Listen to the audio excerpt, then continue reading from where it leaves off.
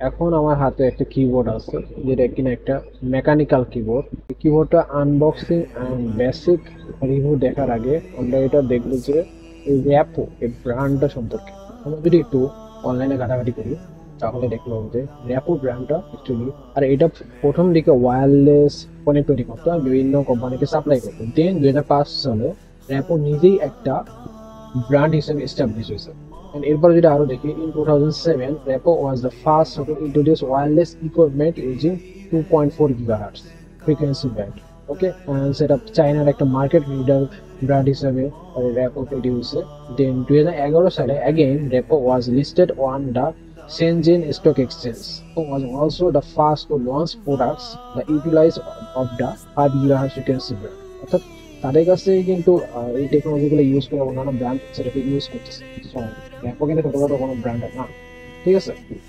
দেন এশিয়ার most modern ফ্যাক্টরিজের মধ্যে একটা, Rapoo products are now being sold in more than 80 countries and the company has approximately 3000 employees world wide. একটা product কেনার আগে যদি আমি তাদের ব্র্যান্ড সম্পর্কে দেখি, সো র্যাপো কিন্তু কন্টিনিউয়াসলি অনেক রিনাউন্ড একটা ব্র্যান্ড অ্যান্ড অনেক আগে থেকে এটা কাজ করা শুরু করছে, নতুন কোনো ব্র্যান্ড, ঠিক আছে। এটা অনেক দিন ধরে এই ব্র্যান্ডটা চলে আসতেছে অ্যান্ড তারা বিভিন্ন টেকনোলজি নিয়ে কাজ করতেছে। তাহলে আমরা সিম্পলি বলতে পারি যে অবশ্যই র্যাপো একটা রিনাউন্ড ব্র্যান্ড, ঠিক আছে। তো মেকানিক্যাল কিবোর্ড ইউজ করলেও এটা এমন না যে কোনো চাইনিজ কোনো ব্র্যান্ড এটাকে ইম্পোর্ট করতেছে বা মেক করে পাঠাই দিল, না।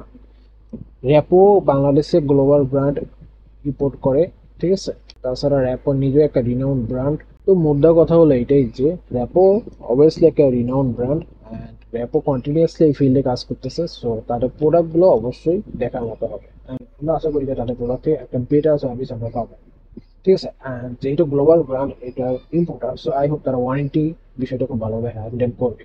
এখানে আগেই বলি, এই কিবোর্ডটা আপনারা দুইটা কালার পাবেন, একটা হলো ব্ল্যাক আর একটা হলো হোয়াইট। ওকে, আমাদের কাছে ব্ল্যাক এডিশনটা আছে। এটা ভালো একটা হেভি প্যাকেজিং এর আছে। আর আমার সাথে আছে হলো ব্লু সুইচ ভ্যারিয়েন্ট। যদিও এটার আপনার রেড সুইচ তারপরে ব্রাউন সুইচ এই দুইটা ভ্যারিয়েন্ট পাবেন, কিন্তু মার্কেটে অতটা অ্যাভেলেবল না। অর্থাৎ বাংলাদেশের মার্কেটে অতটা অ্যাভেলেবল না। বাংলাদেশে মার্কেটে বেশিরভাগই আপনি ব্লু সুইচ এডিশনটাই পাবেন। এই প্রোডাক্ট আপনি যেখান থেকে কিনেন না কেন, চেষ্টা করুন ট্রাস্টেড শপ থেকে কিনা। আর তার থেকে বড় বিষয় হলো যে গ্লোবাল ব্র্যান্ডের স্টিকার দেখে কিনা, কারণ গ্লোবাল ব্র্যান্ডের স্টিকার নাই এরকম সব থেকে কিনা না কিনাই ভালো। বাট অবশ্যই স্টিকার থাকতে হবে, এমন না যে ট্রাস্টের সব থেকে কিনতেছি বাট স্টিকার নাই তার মানে এটা গ্লোবাল ব্র্যান্ডের ইম্পোর্টেড না, ঠিক আছে। অবশ্যই স্টিকার দেখে তারপরে কিনবেন। বক্সের গায়ে যদিও 3000 টাকা প্রাইস দেওয়া আছে, বাট আপনি এখানে 2750 টাকা বা 2700 টাকা এরকম প্রাইস রেঞ্জে আপনি নর্মালি পাওয়া যাবেন, ঠিক আছে। সো এই কিবোর্ডের একটা বিশেষ বিষয় হলো যে অন্যান্য কিবোর্ডে যেটা থেকে মেকানিক্যাল কিবোর্ড হোক আর নর্মাল হোক 1 বছর ওয়ারেন্টি থাকে, ঠিক আছে। ঠিক আছে, খুব রেয়ার কেসেই বেশি ওয়ারেন্টি থাকে, বাট এই কিবোর্ডটা এই প্রাইস রেঞ্জে এই কিবোর্ডটিতে 2 বছর ওয়ারেন্টি দিতেছে। অর্থাৎ র্যাপো তাদের প্রোডাক্টের 2 বছরের প্রোডাক্ট ওয়ারেন্টি দিতেছে, অর্থাৎ রিপ্লেসমেন্ট ওয়ারেন্টি, ঠিক আছে। এই জিনিসটা মাথায় রাখবেন। প্রোডাক্টে কোনো সমস্যা হইলে, কোনো কিটে কোনো প্রবলেম হলে আপনি সাথে সাথে রিপ্লেস করাই নিতে পারবেন, মানে আপনাকে নিউ একটা ইনটেক ইউনিট দিবে। আমার কাছে র্যাপো V500 Pro, আরও একটা মডেল আছে V500AC। দুইটা প্রায় সেম, ঠিক আছে। জাস্ট সামান্য কিছু ডিফারেন্স আছে, বাট লুকস থেকে শুরু করে এভরিথিং সব প্রায় জাস্ট হালকা কিছু ডিফারেন্স আছে। ওকে, তো আমার কাছে এখন প্রো ভ্যারিয়েন্ট আছে, এসি ভ্যারিয়েন্টও আমি ইউজ করছি, ওইটারও একটা ওভারভিউ দিব পরবর্তীতে কোনো ভিডিওতে। এটা আমি আনবক্স করব। मैं बंदाए आसी हूँ खताकार। আর এটা কিন্তু একটা ফুল সাইজ কিবোর্ড। সো কিবোর্ড কেনার আগে এই বিষয়গুলো দেখে নেবেন যে আপনার এটা কোনটা কমফোর্টেবল। ফুল সাইজ মানে হলো এখানে জাস্ট এই নাম প্যাডটা থাকবে, এটাই আর কিছু না। 98% কি এগুলো আলাদা বিষয়, এগুলো ছোট সাইজের কিবোর্ড। সো দুটো কিবোর্ড সম্পূর্ণ আলাদা। আর কিবোর্ডটা এমনিতে হেভি, বক্স দেখে বুঝতে হইতেছে। সো আনবক্সিং ডান। তো আনবক্স করলে সবার আগে কিবোর্ডটাই বাজবে।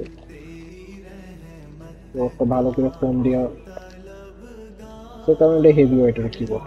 তো এতটুকু প্যাকেজিং তো আশা করা যায়। এটা একটা ফুল সাইজ কিবোর্ড। আর কেবল কোয়ালিটি যদি বলি ইস এভারেজ, খুব আহামরি কিছু না, আবার খুব নর্মালি যে এমনও না, বাট এভারেজ এভারেজ টাইপের, ঠিক আছে চলার মতো।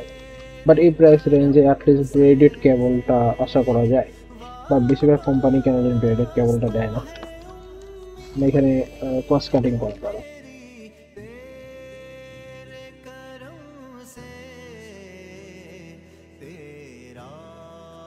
কিবোর্ডের সাথে একটা ম্যানুয়াল দিছে, ওকে, সো এই ম্যানুয়ালটা পড়তে পারেন, স্পেশালি এর 8 জিবি কন্ট্রোল করার জন্য। যদি এটা 8 জিবি না, এটা একটা ব্যাকলিট কিবোর্ড, কেবলের কথা তো বললামই, এর সাথে একটা বেসিক একটা কি ক্যাপ দিবে, কি কি ক্যাপ না আসলে কি ক্যাপ কুলার, ওকে। সো আপনারা এই কি ক্যাপগুলো উঠাইতে পারবেন এগুলো দিয়ে। ফার্স্ট যদি এর বিল কোয়ালিটির কথা বলি, কিবোর্ডটা কিন্তু যথেষ্ট হেভি, ঠিক আছে, যথেষ্ট হেভি, তো খারাপ ফিলিং আসবে না। Price okay. আর এইটা বলছেন এটা ব্লু সুইচ, তো ক্লিকি সাউন্ডটা আছে। বিল কোয়ালিটিটা এভারেজ, বাট ওখানে দুটো স্ট্যান্ড দিয়ে দিচ্ছে, সো আপনার একটু উঁচু করে রাখতে পারবেন। আর এখানে কিন্তু রাবার গ্রিপ আছে, একটা দুইটা তিনটা রাবার গ্রিপ আছে, তো সেই কারণে এটা কিন্তু সহজে নড়বে, ইভেন এটা না রাখলে উপরেও দুইটা রাবার গ্রিপ পাবেন, সো এইটা এক জায়গা থেকে সহজে নড়বে না। এমনিতে এটা হেভি, যথেষ্ট হেভি, যথেষ্ট হেভি, সো হালকা আসলে নড়ার কথা না। আর এটা দিয়ে আপনারা হাইট অ্যাডজাস্ট করতে পারবেন এক জায়গায় ফিক্স। তো আমরা একটু পাওয়ার দিয়ে দেখি। এই হলো এই কিবোর্ডটার আউটলুক, ঠিক আছে, আই থিঙ্ক দেখা যাচ্ছে পারফেক্টলি।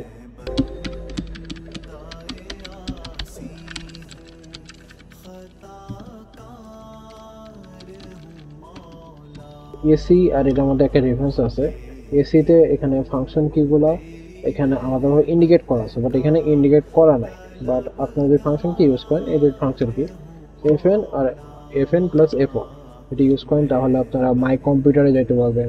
এফএন প্লাস এফ1 এ my computer, FN plus F2 তে ক্যালকুলেটর, দের email, home page, search button, multimedia player, previous music, next music, play pause, সবই কিন্তু আপনি কন্ট্রোল করতে পারবেন। কিন্তু কেন জানি এসিতে এইখানে, ঠিক আছে, G500 এসিতে এখানে প্রত্যেকটা ইন্ডিকেট করা আছে, ঠিক আছে, যে কোনটা কি, বাট এখানে আলাদাভাবে কোনো পেইন্টিং করা নাই বা ইন্ডিকেট করা নাই, যে এটা একটা মাইনাস পয়েন্ট, ঠিক আছে। মানে একই প্রোডাক্টে দুই রকম ভ্যারিয়েন্ট কেন বাংলাদেশে আমি জানি না, বাট এখানে ইন্ডিকেট করা নাই, সো এটা একটা মাইনাস পয়েন্ট, অবভিয়াসলি এটা একটা মাইনাস পয়েন্ট।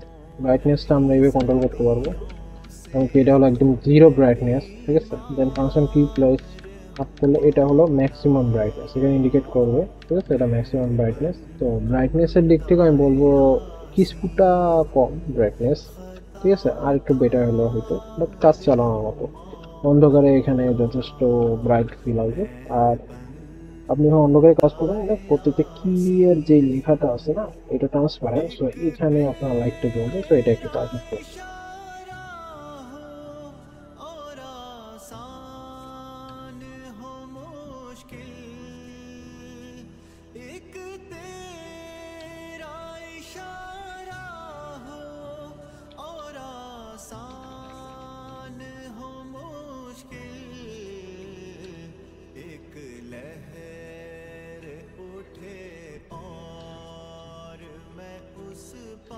তাছাড়া ফাংশন প্লাস ইএসসি টপ দিলে একেবারে অফ হয়ে যাবে, এটাকে চলে অন করা যাবে। সো এই হলো মূল বিষয়টা। আর তাছাড়া এফএন প্লাস উইন্ডোজ কি ক্লিক করলে যেটা হবে, উইন্ডোজ বাটনটা আপনার লক হয়ে যাবে, তাহলে গেম খেলার সময় অ্যাক্সিডেন্টলি এটা প্রেস হয়ে গেম থেকে বের হয়ে যায় অনেকে, তো এটা ইউজ করতে পারে গেম খেলার সময়। তাছাড়া লগআউট লাইটটা অনেকের কাছে ডিস্টার্বিং মনে হইতে পারে, তো লগআউট লাইটটা আপনারা চাইলে এখানে ডিম করতে পারেন বা এটাকে একবারে অফ করে দিতে পারেন, ঠিক আছে। তো এটাও একটা ভালো ফিচার, ঠিক আছে, কারণ অন্ধকারে আসলে এই বড় একটা অ্যাপও লেখাটা চোখে লাগে, সো এটা অফ করার অপশন আছে, এটা গ্রেট, ঠিক আছে। তাছাড়া এর ম্যানুয়ালি অনেক কিছু আছে, ফ্যাক্টরি রিসেট দিতে পারবেন, আরও অনেক প্রবলেম আছে, মাঝে মাঝে কোনো সমস্যা হলে ট্রাভেল শুট নিজে করে নিতে পারবেন, সো এখানে কোনো সমস্যা নাই। ওকে, তো ওভারঅল এই ছিল ফুল একটা বেসিক রিভিউ। তো এই কিবোর্ডের যদি খারাপ দিকটা বলি, এখানে তারা চাইলে ফাংশন কিগুলো এখানে ইন্ডিকেট করে দিতে পারতো এসি ভার্সনে যেরকম আছে, বাট এখানে তারা ইন্ডিকেট করে দেয়নি, যেটা খারাপ। বাট ফাংশন কি আছে, অনেকে বলে এটা ফাংশন কি নাই রিভিউ করার পরেও, বাট স্টিল এটা আপনি যখন হাতে পাবেন আপনি নিজেই দেখে বলবেন যে এখানে ফাংশন কি আছে আর এটা কাজ করে, ঠিক আছে। এফএন প্লাস এই প্রতিটাতে ফাংশন কি আছে যেটা ম্যানুয়ালি লেখা আছে, ইউজার ম্যানুয়ালে। তাছাড়া আপনার লাইট এভাবে কন্ট্রোল করতে পারবেন। ইভেন এই লগোটা যে কন্টিনিউয়াসলি জুয়েলা থাকবে সেটা একটা প্রবলেম ছিল, বাট এখানেও ফাংশন আছে যে এটা আপনারা অফ করে দিতে পারবেন। এটা টাইপিং এর জন্য যথেষ্ট ভালো।